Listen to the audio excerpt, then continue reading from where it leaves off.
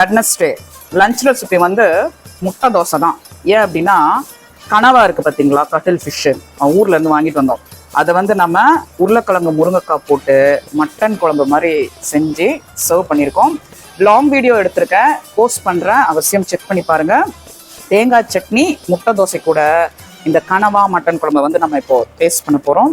நீங்களும் எப்படி இருந்ததுன்னு செஞ்சு பார்த்துட்டு அவசியம் எனக்கு கமெண்ட்ல சொல்லுங்க. செமையா இருக்கும். அது மட்டன் போட்டால் ஒரு ஃப்ளேவர் கிடைக்கும், கட்டில் ஃபிஷ் கனவா போட்டால் வேற விதமான ஃப்ளேவர் கிடைக்கும். நீங்கள் சாப்பிட்டு இருக்கோம். மட்டன் போன்லெஸ் கடிச்சா எப்படி இருக்குமோ அதே மாதிரி இருக்கு இந்த மட்டன் கனவா குழம்பு, ஓடு கனவா குழம்பு. லாங் வீடியோ போஸ்ட் பண்றேன், அவசியம் செக் பண்ணி பாருங்க. Happy eating.